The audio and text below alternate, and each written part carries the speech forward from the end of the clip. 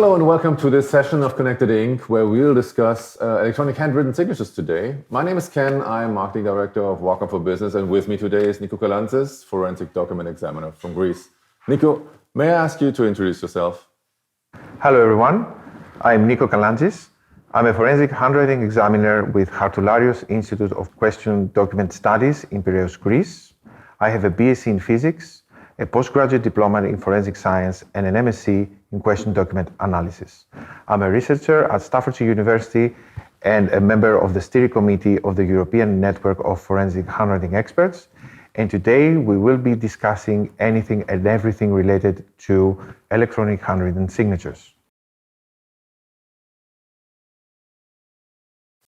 So the handwritten signature has served us for centuries. Now that we've firmly arrived in the digital age, what role does the electronic handwritten signature play? Isn't that technology a bit anachronistic? Well, I would approach this issue the other way around. And it is true that handwriting and signature has been around as a part of human behavior for not centuries, but millennia. And it's not that this part of the human behavior needs to adapt around the advances of technology, but it's the technology that needs to advance and adapt and engulf the already given and established human behavior that includes handwriting and signature execution. So what advantages then has it to, as you say, adapt, the offline signature or analog signature to the digital world? Well, first of all, the handwritten signature has been around like forever. So it's part of the human behavior in everyday transactions. It's something that we gradually learn how to do. We don't need to get trained into it. It's part of a person's individuality. And that's how it is being introduced in the legal transactions from the writer's point of view. It's an extension of themselves. It's a testimony of their identity and their consent in performing any type of legal transactions. So you have that factor. It's part of the human identity. It's easy to execute, and it's something that you always carry with you. So these are good criteria, good characteristics for a biometric means of authentication, right? And then you have the long history of the signature from the legal framework. And we can see that in the European area, for example, since 1677, we have the Statute of Frauds Act in the British Parliament, where there's a set of transactions and contracts that require the execution of a handwritten signature in order for them to be valid. So there's a long history, not only within the person and the writer as part of the human behavior, but also within the legal framework and the very structure of the way government and individual government and institution transactions work. So you have that, it is established, it is safe, and any new type of media, including the electronic handwritten signatures, need to tap into that and draw from that experience and adapt accordingly. So from your perspective, where would you then recommend using the electronic handwritten signature? Wherever the proper infrastructure can be deployed, meeting the designated requirements, then yes, it can be used anywhere by anyone. So, and let me ask you, why would you not use another means of authentication? So why should companies invest in the necessary pen technology not in another form of electronic signature? Well, first of all, we need to define what the term electronic signature means. Electronic signature is an umbrella term that describes several different types of digital authentication procedures. And if we look at the ADAS regulation, for example, we can see that one-time passwords, email codes, smart cards, cryptography, and biometric signatures all are parts of the group that we identify as electronic signatures. The issue with electronic signatures in general is that if they do not include any type of biometric data, then they can be decoupled. They can be separated by their designated user, regardless of whether there is consent to this or not. And I can give you a familiar example to everyone, and it has to do with credit cards and how we progressed from the signature to the chip and pin, for example. and now currently to contactless technology. So when the credit card was first introduced, you had to sign on the receipt in order to authenticate and complete the transaction. So you had biometric data that would prove that it was you performing the transaction. And then to accommodate consumer needs, we moved to the chip and pin, where all you need to do is know a 4-digit number. The problem with this is that it can be transferable. And obviously, a lot of us have given our credit card to our partners and the PIN code just to facilitate something, to save time and so on. But would we trust such a low-level security option when we are signing a contract or taking a loan of a 5-digit amount, just a chip and pin type of security and technology? That's where the electronic handwritten signature stands out. But that's also true for all biometric signatures. So why then not use fingerprint or facial recognition or other means of biometric authentication? Well, that is true. There are other biometric signatures apart from the handwritten or the electronic handwritten signature. The problem with all the other biometric data is that there's no proof of consent and intent. With the handwritten signature, the essence of the handwritten signature is that the person will produce the biometric data on the spot, and therefore proving intent. Other types of biometric data like iris scans or fingerprints and so on, they are related to the person, but they cannot prove consent for the designated transaction. One question that also comes to mind is, do we actually sign differently on an electronic display than on paper? Well, that's a valid question in the sense that we have a transition from the typical liquid ink medium on a paper substrate to a plastic tip stylus on a glass surface. But apart from the theoretical approach to this issue, there have been several experiments, and there was a massive experiment performed by the STEFA Group 8 and the European Network of Forensic Handwriting Experts, the results of which were published last year. And the experiment included 3,200 signatures, and the results were that on a forensic level, there is no difference in the signing behavior between the traditional liquid ink signature and the electronic handwritten signature. So from the aspect of the writer, the execution of the signature formation is the same. Is it then safe to say that the electronic handwritten signature is equivalent to the standard pen and paper handwritten signature? If we want to approach equivalence, we have to consider the 3 aspects of the handwritten signature that makes it such an ideal medium for identification and authentication. So first of all, you have the familiarity of the execution of the handwritten signature to the person, to the user. Then you have the long history on the legal framework where the entire legal system has been built around the existence of such a means of authentication. And thirdly, you have an established and scientifically valid methodology to determine authenticity on a forensic level in case of a dispute. All these 3 points are met with the electronic handwritten signature.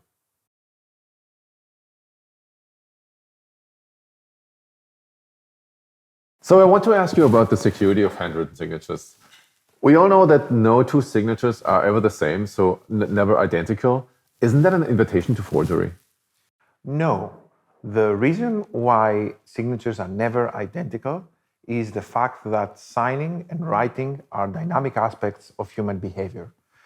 When a forensic handwriting expert is called in a case to determine the authenticity of a signature, he first examines a set of known signatures, determining the range of natural variation, and then moving on, they will examine the disputed signature and the characteristics therein and determine whether they belong within or outside the boundaries of natural variation. So can you explain a little bit in detail what you mean with natural variation? Well, if we look at the signature and want to analyze it, we can divide the characteristics in 2 big groups. One would be the pictorial characteristics, the two-dimensional information of the shape, construction, and so on. And the other would be the dynamic characteristics, the pressure profile, the speed of execution, fluency, and so on. So these features are never identical, but they follow specific patterns. So the forensic handwriting expert will focus on these categories and try to define the pattern that is found in the slightly different executed signatures. So can a forger incorporate both type of characteristics in his forgery attempt? Well, the answer here is no, and the reason is that the forger will consciously try to copy a signature, whilst the owner of the signature will just automatically execute the fine motor program as it is recorded by his neuromuscular system. To give you an idea, the forger will either invest on the pictorial characteristics, executing a slow adaptation of the signature, trying to have as close as possible a similar shape, sacrificing the dynamic characteristics of signing, or they can invest in a more natural execution of their simulation attempt, losing the accuracy of the two-dimensional characteristics because it's not their automated signature. So every type of freehand simulation or freehand forgery will fall somewhere in between these two extremities. So how does this translate into electronic handwritten signature data? Well, first of all, if we consider the electronic handwritten signature as a high-speed recording of the spatial position of the tip of the stylus, the time, and the exercised force, then the first group of characteristics, which has to do with the pictorial features, the two-dimensional features, is quickly dealt with because you have all the information there. Regarding the dynamic aspects of handwriting, the electronic handwritten signature actually proves to be advantageous to the pen and paper product because it can provide, first of all, a quantifiable data set regarding the exercised force. In the pen and paper world, we approach that aspect of writing that we call pressure qualitatively by studying under the stereo microscope the ink trace on the paper substrate. In the digital world, we have the opportunity to look at figures, to look at numerical values with great accuracy, and therefore alter and advance our way of both understanding and evaluating the evidence that have to do with that dynamic aspect of writing. Furthermore, we can accurately measure time with the electronic handwritten signature, which is a feature that we never had access to. We could qualitatively, again, approximate the time derivative of space looking at velocity, speed of execution, but now we can actually measure the time of execution. We can measure speed of execution, acceleration, and so on. And that is a characteristic that is, first of all, untouchable when we are talking about pen and paper signatures, which means it will probably be unknown to the forger. And even if they do have a knowledge of our approximation of the time of execution of the model signature, it will be very difficult for them to succeed both in the execution of the pictorial characteristics within the very short natural time of execution of an original signature. But the most groundbreaking feature, if we are discussing about an electromagnetic resonance technology solution, is the ability of this equipment to record the pen position in air over the active area of the digitizer.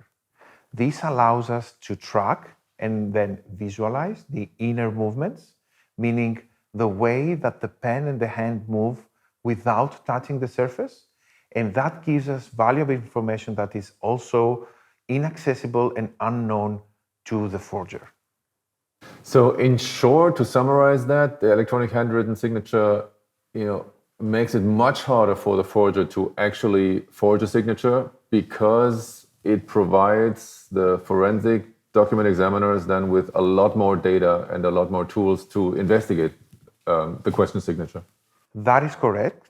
And the electronic handwritten signature, when it meets the requirement of the ADAS regulation, provides additional tools for other forensic specialists, like forensic IT experts, for example, that guarantee the temporal signature of the transaction and the location of the transaction. So yes, we have additional tools for the forensic handwriting expert, but also for other experts as well, leading to a very secure product.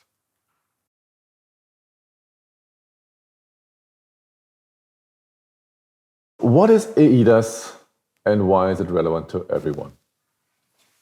Well, eIDAS is a regulation of the European Union, and it has been in full effect since the end of September 2018. It is a regulation, which means it does not require national parliament approval in order to take effect. And the eIDAS regulation describes the requirements that need to be met in order to have legally binding digital documents that include electronic signatures. So, and what is it about? Well, eIDAS refers to electronic signatures, which is an umbrella term that includes one-time passwords, smart cards, cryptography, and biometric signatures.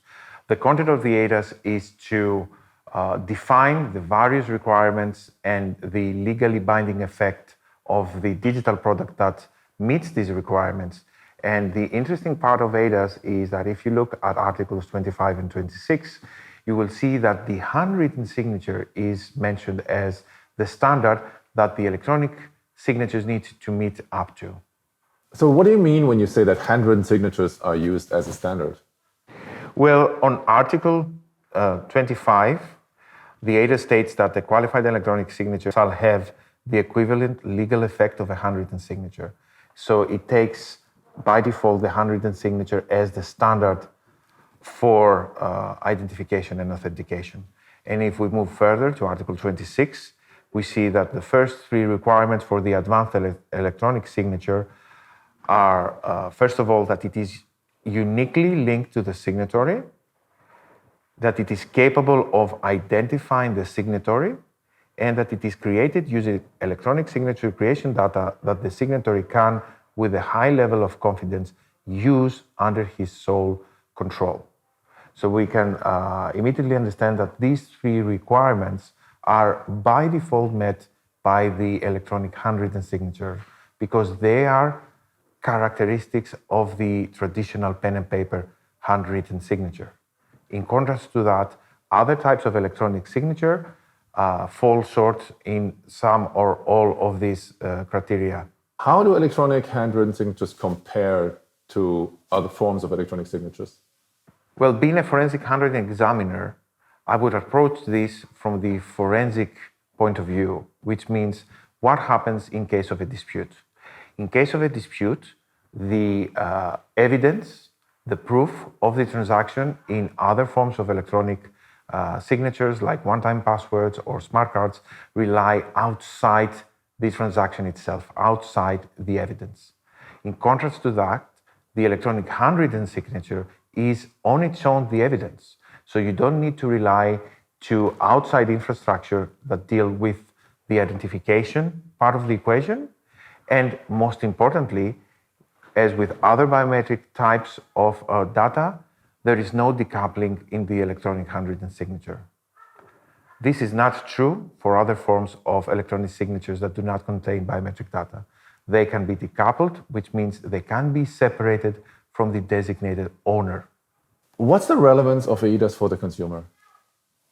Well, regardless of how you perform your digital transactions, be it at home or through a smartphone on the road, etc., you need to know that the actions you are performing have legally binding effects. Otherwise, they're pointless. That's where the eIDAS come in, providing the requirements of the framework that will produce legally binding digital files. You need your transactions and the digital files that are produced from these transactions to withstand the forensic examination in court.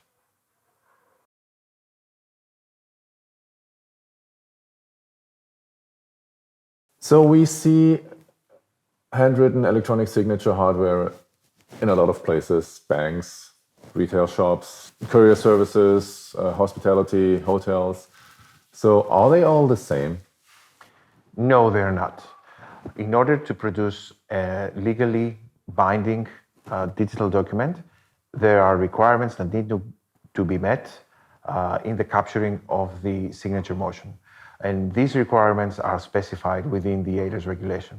So the fact that someone presents you a smart device with a stylus or a finger and asks you to perform your signature formation does not mean by default that the end product can withstand legal and forensic scrutiny. What kind of different levels do you see then, specifically with electronic handwritten signatures? Well, first of all, we need to have proper capturing of the standard 4 channels of information, X and Y, spatial coordinates, time, and force data. And then we need to have that information included and properly encrypted in a digital container file. And the encryption process is actually very secure if it's provided by verified trusted service provider. But these requirements are not by default adopted by all deployed solutions around us. And unfortunately, even though the ADAS regulator is in full effect since September 2018, there are still a lot of solutions deployed around Europe and the world which do not meet these criteria and therefore mean that they will not withstand scrutiny on a legal or forensic framework. So why should a company invest in pen technology rather than using, let's say, finger or mouse? Well, the idea is that you touch upon already acquired knowledge and experience. So the signature execution with a pen-like device, like a stylus, is already acquired with your customer base, with the people that you perform your transactions with. Everything else is additional acquired knowledge. You might be able to train people to sign with the mouse, for example, but it's counterintuitive to introduce a new way of signature execution and expect reliability and repeatability from the point of the customer in order to reach a level where they can appropriately use that medium to authenticate transactions.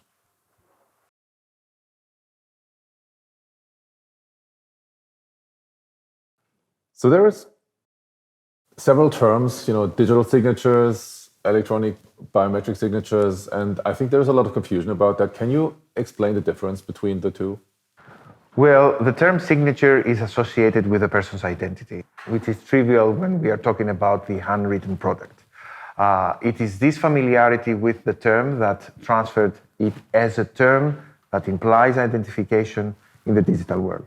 When we are talking about digital signatures, we are referring to digital files with cryptography that do not contain biometric data. The difference is exactly there. The presence of biometric data that can be used to identify the person, not just the transaction. So how does that play into the advantage of handwritten electronic signatures in comparison to other authentication methods? Well, exactly because the digital signatures do not contain biometric data, they rely on the surrounding infrastructure for proof of identity. In contrast to that, the electronic handwritten signature is self-contained and includes the identification information. Therefore, it does not rely to outside structures to make certain that it is the proper person, the owner of the signature, that is authenticating this transaction. And what better way to finish this session than with these remarks by Niko. Thanks a lot for your attention. I hope you learned something new, and I wish you lots of more great insights in the remaining sessions of Connected Inc. 2021. Bye-bye.